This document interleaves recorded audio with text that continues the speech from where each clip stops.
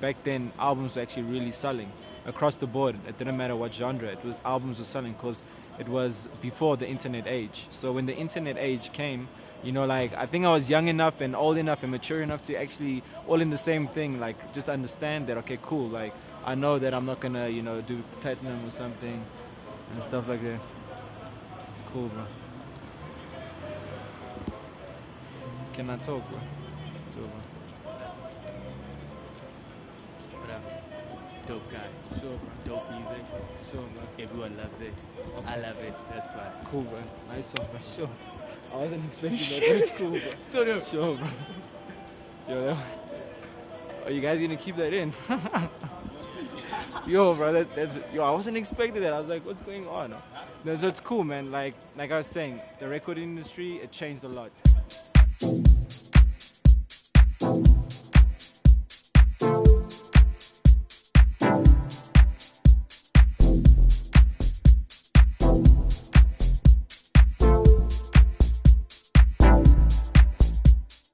I was just told to be different and to be myself. So when it came to music, it was the exact same thing. So, trying to find myself in the industry and my style and sound, I think it was just me in general finding myself.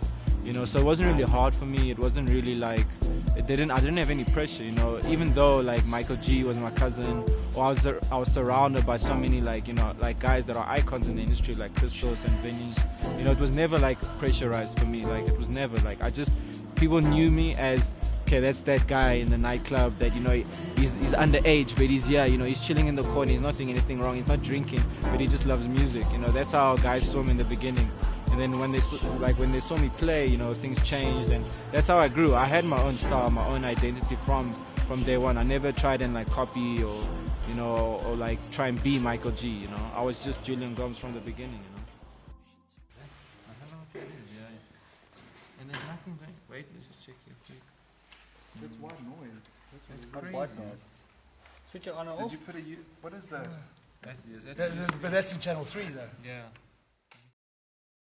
Music, in a way, like it's the universal language, but at the same time, like you said, it has its different, people that it relates to. And like, for instance, we know like in townships, like that's where it's at, like in terms of deep, soulful, house, even with like Pretoria being like, the reason why they say Pretoria is the capital of house music or whatever, soulful house music, it's because of the people that come from there and the music that comes out of there, So I think like, I just wanted to like go on and like absorb everyone's energy, So I was, if I could be playing, like for instance, I play in Paris, and it's like, I'm a tourist, like I'm a tourist in this country, like I don't know anyone here, but like when the music comes on, like it's like we're all speaking the same language, we're all having a good time, and at the same time I can go play in Soweto and it can be the same thing, I'm not from Soweto, I'm Portuguese, South African, born, but it's like I can relate to people through music, and therefore I can relate to people, so that's the thing that I'm grateful for, All the obstacles and the sacrifice and how things changed and how I came into the industry. There's too many to mention, like there's a lot of obstacles there's gonna be in general in life, But yeah, the way I dealt with it is just I saw it as a journey, and that's all I wanted to see it as a journey. As if something good happened, I was like grateful, and if something bad happened, I knew I'd get over it and like go around it, I'm not really thinking, I'm not overthinking things, I'm just pushing for what I believe in, so the obstacles don't feel like obstacles, they just feel like moments in my life, so I don't really like think about obstacles too much. And the thing is, if you're not prepared to sacrifice in the industry, like I don't think you'll leave your mark, and I don't think you'll leave a legacy in general with everything, If you're an artist, if you're an MC, if you're a DJ, producer, if you don't sacrifice, if you don't put in those hours, if you're not passionate, like if you can't wake up in the morning and be like, bro, this is like the only thing, like I really want, this is my vision and I need to see it through. If you can't do that, you'll never leave your mark, bro. Like you need to be able to sacrifice. Whether it's you sacrifice, you could sacrifice a lot of things. You could sacrifice time with family.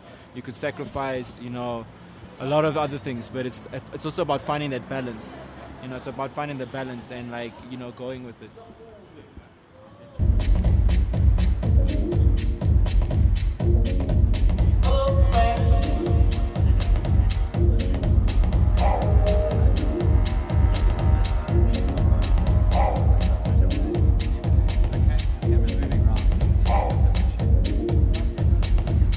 not about, you know, being so young and achieving so much.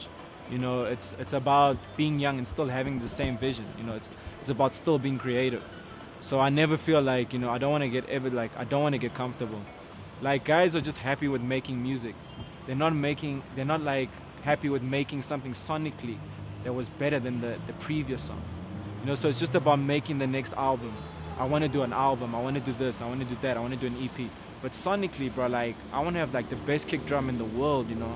Like, I want to have the best snare. I want to have like the craziest, like, kind of weird, distorted Rhodes, reversed. I want to have like the craziest things that people think it can like it can last, you know. It can like it can like really go beyond time, and it can last forever. And I think that's like where I'm at. Like, I want to live forever through music, you know. And the only way I can do it is if I put the effort in, you know. I always want to keep that sense of waking up in the morning and being creative, you know. So any other seeds, I've always been into art, I've always been into music, and everything that ties in with music. So it could be art, it could be fashion, it could be, you know, it could be anything, man. But it's just like, I just like things that look cool and sound cool, you know. And that's how I am, you know. It came about where there was a remix competition for Love Someone with Robert Owens. And I knew that, like, if I had to just be a bedroom producer and send him tracks, like, you know, he wouldn't, because, like, guys don't open their emails to links, you know. Like, when you try and contact Jimsto, or you try and, like, I understand why. It's quite a lot to take in, you know. So I think they have their sources where they take music. So I knew Martin had his sources.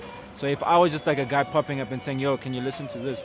You wouldn't pay attention, you know, in all honesty, and with all respect, you know, to Martin. So I just thought, okay, cool.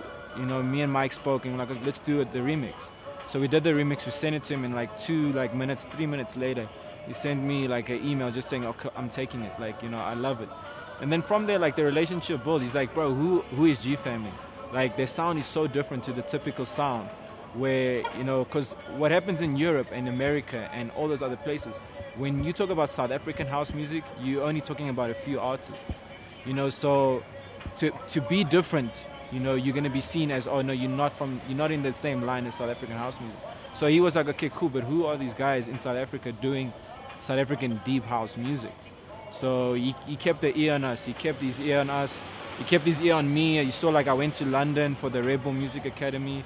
He offered me like a flight to his studio in Derby, and we did the track Overshadowed. You know, like, did some beats on my laptop, sent it to him. When I got there, then we worked on it better. And that's how, like, that was our first collaboration, me and Martin. And then from there, we just had a good energy, you know, and a good relationship, a good friendship. Like, we really related to each other well. You know, like, he kind of became, like, my big brother. You know, he is my big brother, actually. So we just collaborated, and then, like, we had the idea of doing an album. So, like, okay, let's do an album, but let's do it the way we want to do it. And let's do it not for any market, not for a European market, not for South African market, just for Jullian and Martin's market. That's what we want to do. Like, this is Martin at Jazz and Jullian Gomes putting, like, a collaboration together, and we're trying to evolve and be different, you know. So that's where we were at, and that's how, you know, me and Martin came about, and how we still moving forward. You know? We're always going to be cool.